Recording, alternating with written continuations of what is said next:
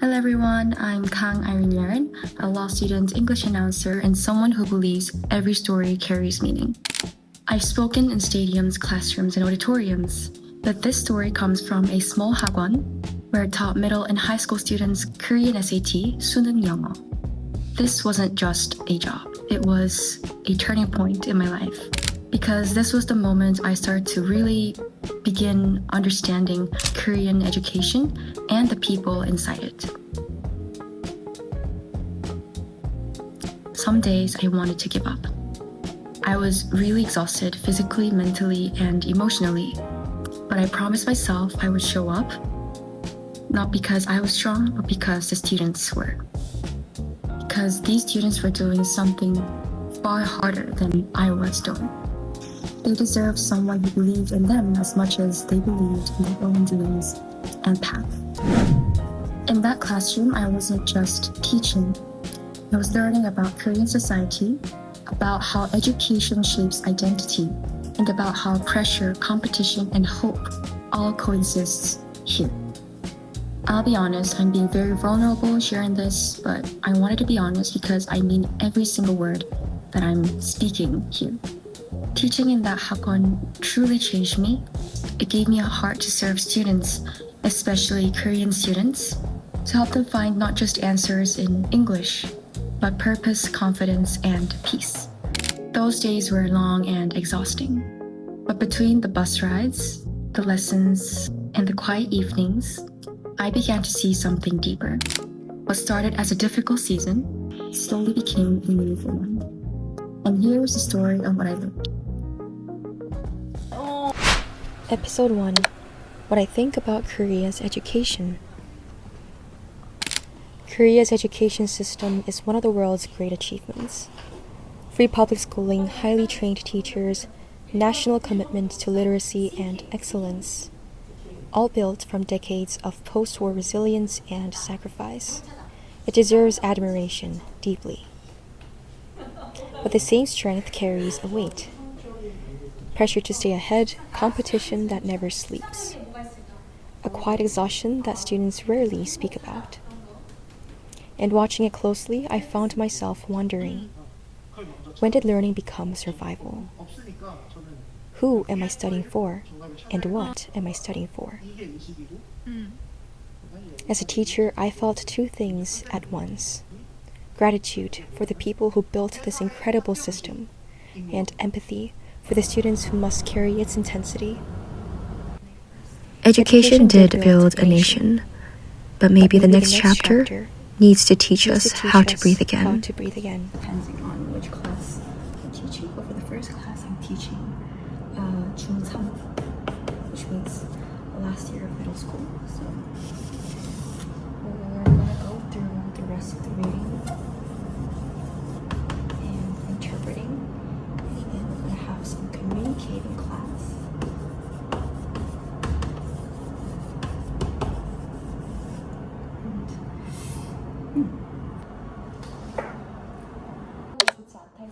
Episode 2. The Hands of Parents and the Need for Independence. In Korea, parents walk every step with their children. Admissions, 학원s, majors, dreams, careers. From the outside, it can look like pressure. But inside, it comes from something real. Love, sacrifice, fear, and a hope that their children will live a life safer and better than theirs. But while teaching, one question stayed with me. What if love becomes too protective? What if guidance unintentionally limits independence? Growing up abroad showed me another side. Teenagers working part-time, choosing their majors, making small mistakes early. So they avoid bigger ones later. Not because they were braver, but because the system allowed them to try. Here, students are brilliant, capable, and mature as well. But the structure often tells them to follow long before they're allowed to choose. And maybe that's the conversation we need. Korean students don't lack ability. They lack permission to practice independence. Not rebellion, just chances to decide. To try, to fail safely, and to trust their own judgments. Maybe the next step is simple. Give them independence little by little, in ways that build trust instead of fear. Independence doesn't mean leaving home. It means giving them space to hear their own voice in a world full of voices telling them who to be. When kids learn to trust their own decisions, they become adults who stand steady, not just successful, but confident, resilient, and whole. 오빠 얘 애가 파래. 안녕.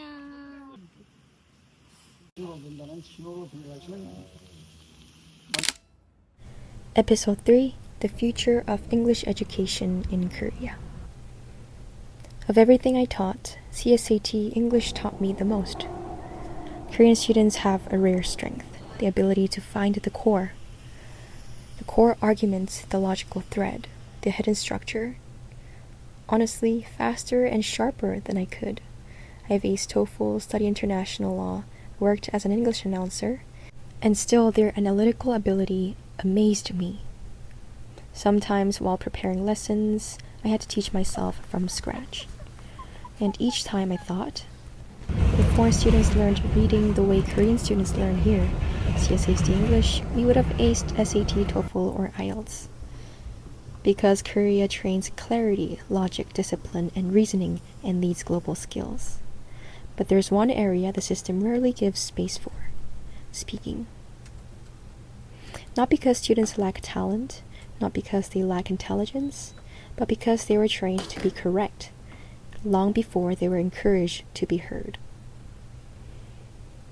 As K students, you learned how to analyze beautifully, but not always how to express your own thoughts.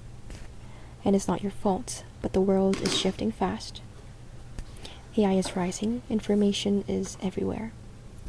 Logic matters, but communication is what will set you apart. Your future won't be decided by perfect grammar, but it will be shaped by your voice, your ideas, your message, your confidence. Can you express what you think? Can you share what you feel? Can you speak as yourself? That's the heart of real English. Your logic will take you far, but your voice will take you further. You've come so far already. Now let's go beyond the test, into a world where your story matters and your voice holds power.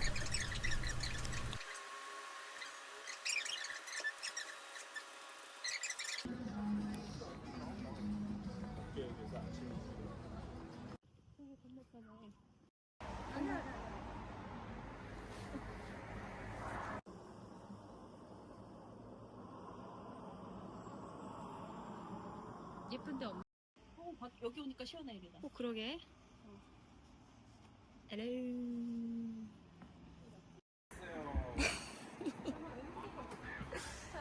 어서 오세요, 우리 하늘이. 오빠도 있어? 어서 오세요.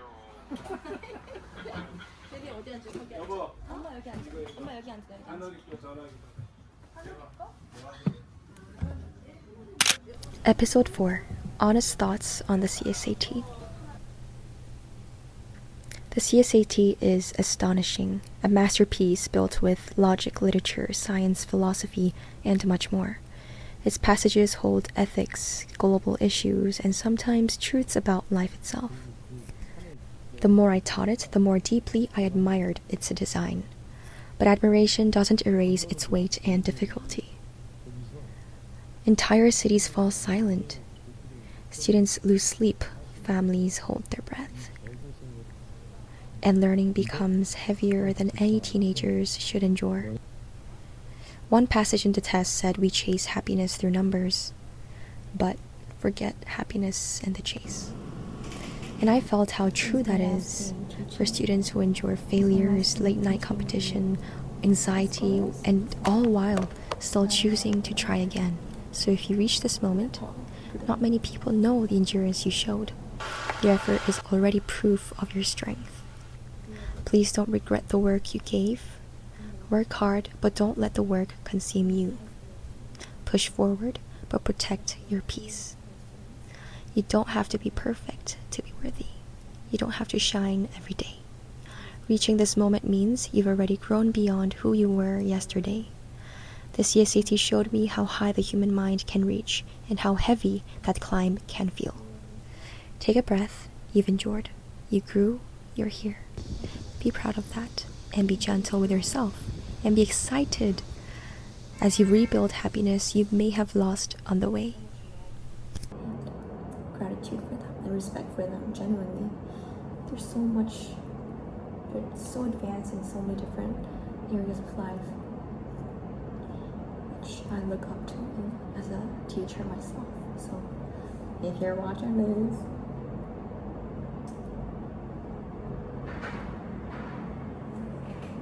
money does not always bring happiness. 그쵸? 그러면 또 뭐가 행복을 가져온다 생각해요?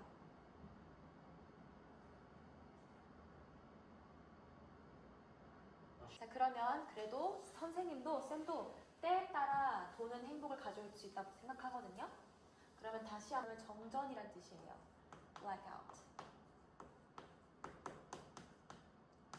자, during이 무슨 뜻이죠?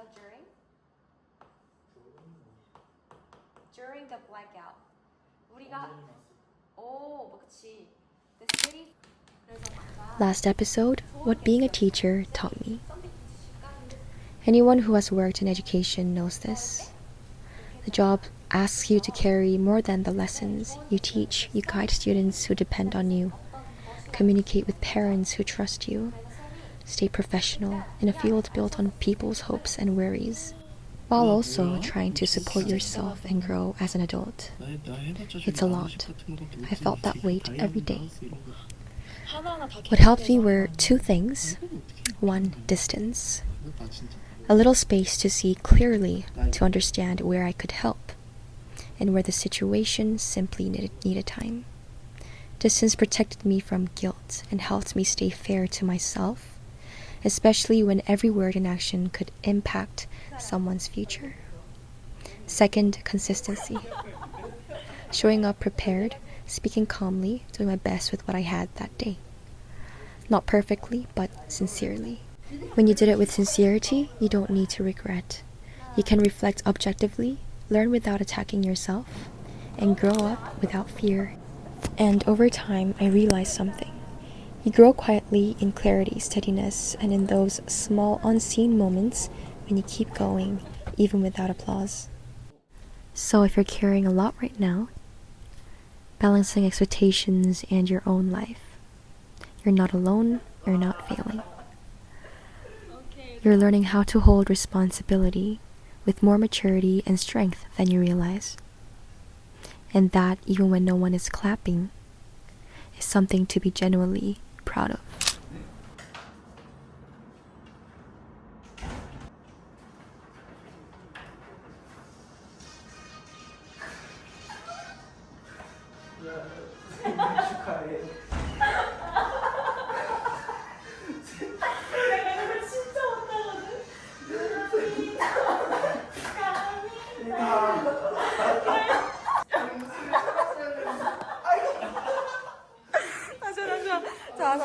갑시다. 방향에 자, 없지만 부르시오. 빨리 불러.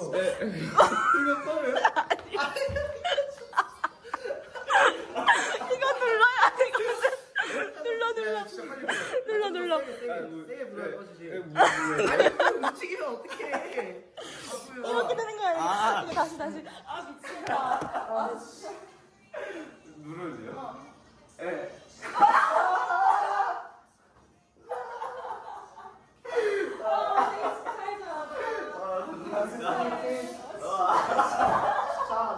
같은 중학교를 가야 되는데 그때 그 사람이 있어갖고 같은 중학교를 못 간 거예요.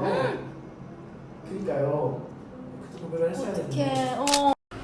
When I look back, I don't remember the long hours or the exhaustion. I remember the students, their eyes, their laughter, and their courage to keep going. They were my teachers as much as I was theirs. Teaching didn't end when our classes did. It changed the way I see people, the way I want to use my voice, whether I'm in a courtroom, a classroom, or behind a microphone. I decided that I want to use my voice to build hope, healing, and skill, because I think that's what real education does. It heals what's tired, it restores what's lost, and it gives people the tools to move forward. Korean education is truly competitive. It's a hard place for students to survive, and equally challenging for teachers and leaders to keep improving to reach that score and the top in ranking.